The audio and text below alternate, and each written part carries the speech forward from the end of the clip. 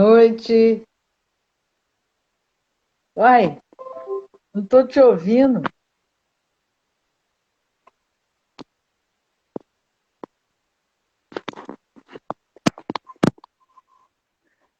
Como que Oi, está como que está agora o som? sim. Agora sim? Agora sim. Ah, ó, Flávia, Renata, boa noite. Núbia, boa noite. E olha, doutora Ângela, Boa estas noites, noite. estas noites estão sendo especiais, estão sendo maravilhosas, viu? Ah, que bom. E esclarecedoras. Olha, muitas pessoas estão aí gostando e eu já convido a vocês que estão acompanhando que no aviãozinho aqui embaixo você possa convidar mais pessoas, né? E doutora Ângela, já está presente a nossa convidada da noite. Opa, que coisa boa.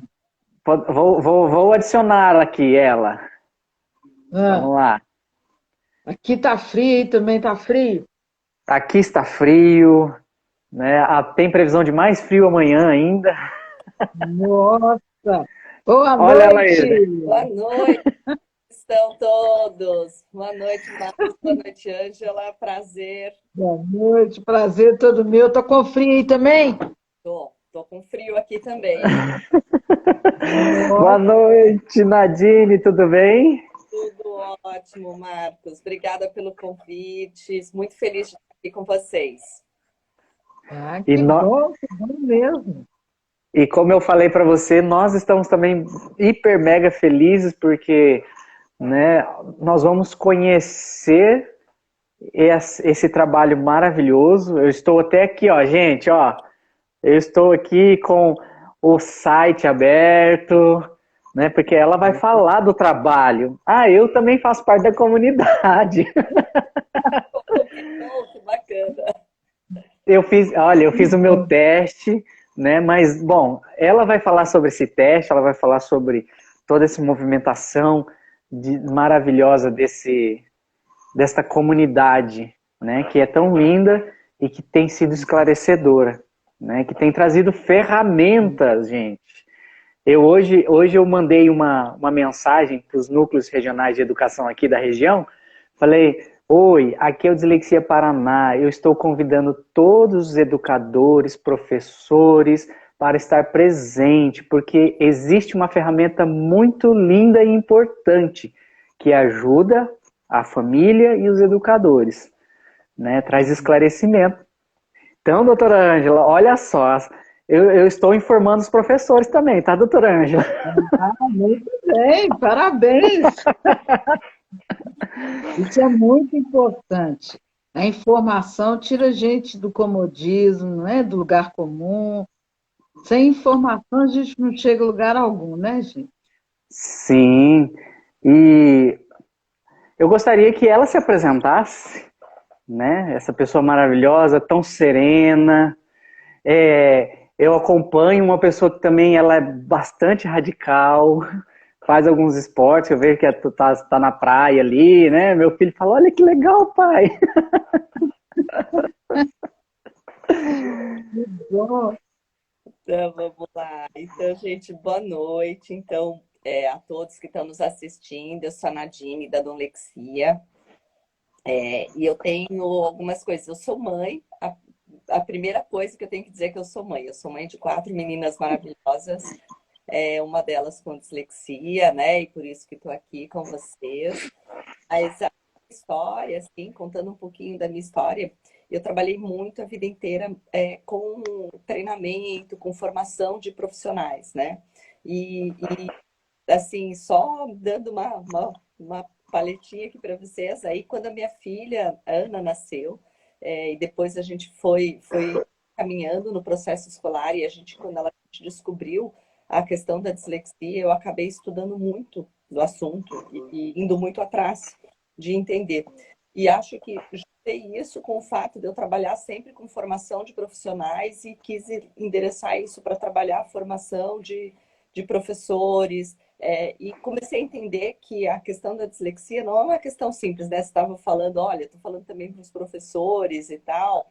Mas a questão que a gente precisa, como diz aquele provérbio africano, né, que a gente precisa de uma tribo inteira para educar uma criança, eu acho que na dislexia é a mesma coisa. A gente precisa de professores, a gente precisa da família, a gente precisa dos amigos, a gente precisa dos terapeutas.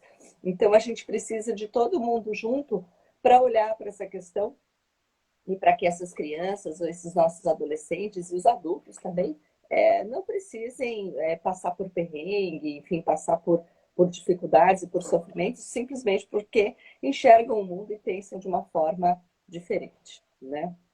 Uhum. Doutora Ângela, a senhora viu que ela falou? Precisamos o provérbio, né, africano, precisamos de uma tribo inteira, precisamos de todos. E é o que a senhora tem dito, né, doutora Ângela? Isso. Se nós não unirmos força, não tem como caminhar, não tem, né? Porque quando você une, cada um divide e leva, né? Segura a barra do outro, que isso é muito importante, segurar, porque altos e baixos é normal, né, gente? Todo mundo tem. Inclusive, quando a gente está falando de tratamento, intervenção, formação, isso é muito difícil, né? Muito difícil. As pessoas ainda elas não caíram na consciência que a capacitação não depende da formação que o sujeito tem, né? Capacitação ele tem que ir atrás, ele tem que buscar. Então, esse discurso de falar, porque na minha faculdade eu não vi isso. Tá, você não viu, vai ficar parado? Uhum. Não, mãe. Né? Você tem que fazer alguma coisa. E isso é a capacitação. Né? O sujeito tem que ir. Hoje o mercado só está buscando pessoas capacitadas, ou seja, que não para, né? Que antigamente a pessoa formava e morria com aquela formação, né? Agora não, agora é diferente, a pessoa está buscando a expertise, né? Está caminhando, né? Usando de todas as ferramentas de comunicação. Então, esse discurso não é mais válido, né? Ah, minha formação não teve, eu não sei. E aí eu faço a pergunta assim, quanto tempo que você é formada? Ah, 10 anos, 20 anos aí, e aí?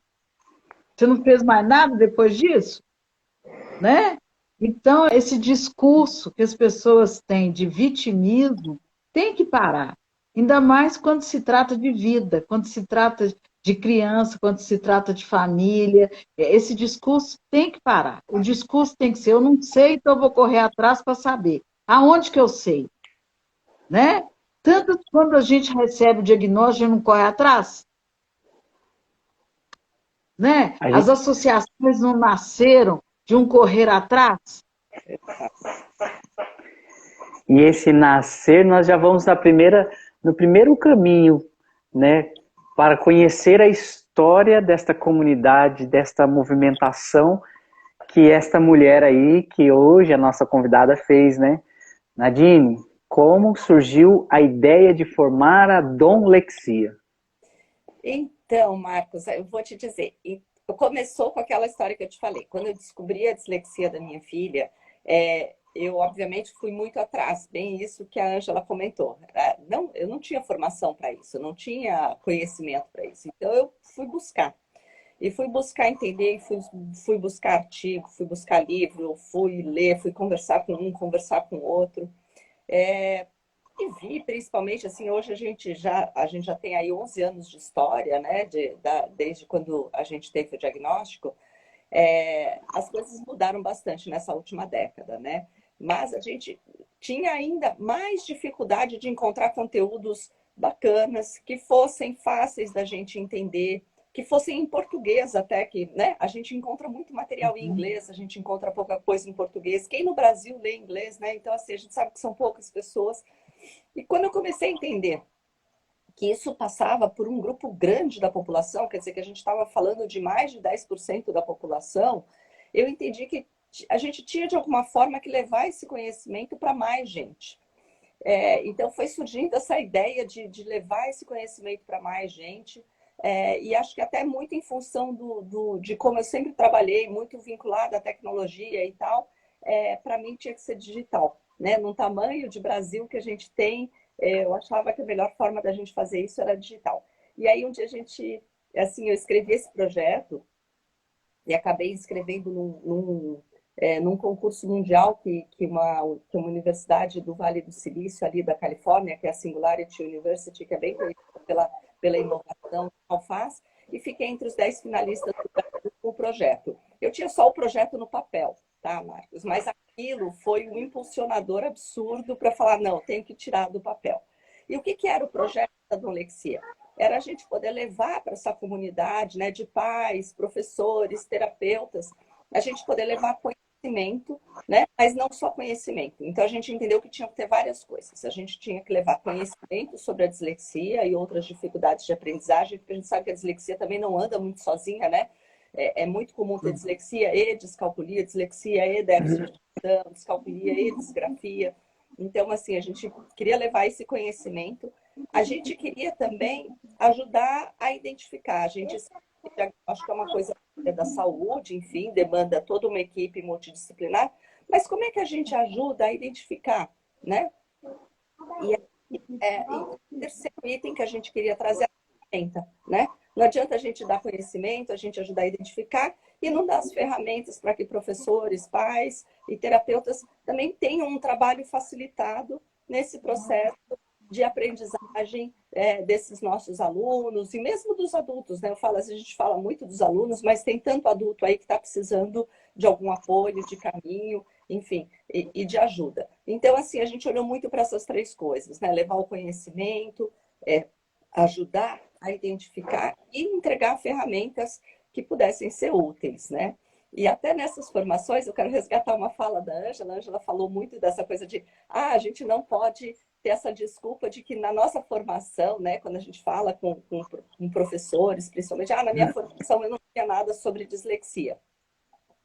E tem uma coisa, uma fala também que eu ouço bastante quando eu dou formação, Ângela, que é a seguinte: mas quando a gente não tem o laudo, quando a gente não tem o diagnóstico, não dá para fazer nada. E eu sempre respondo a isso o seguinte: se a gente está na sala de aula, e eu já fui para a sala de aula, então eu posso falar junto com os professores, porque sou educadora também, fui muito para a sala de aula.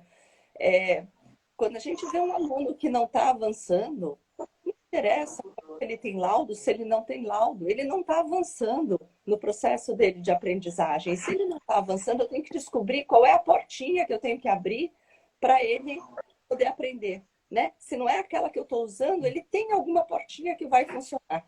Então, assim, eu não posso deixar nenhum aluno para trás, independente de laudo ou de diagnóstico. Né? Eu não posso ficar com essa muleta de falar, não tem laudo, então não posso fazer nada.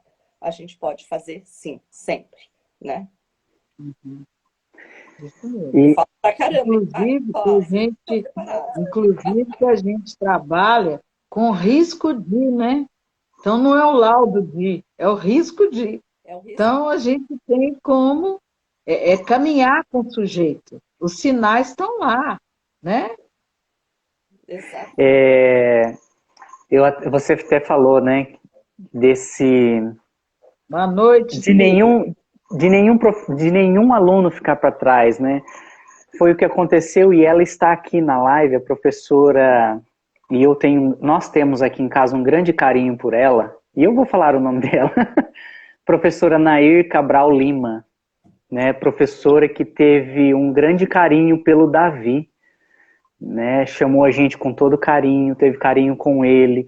Essa professora foi uma professora, que para mim, né, ela mereceu um prêmio, né, para mim.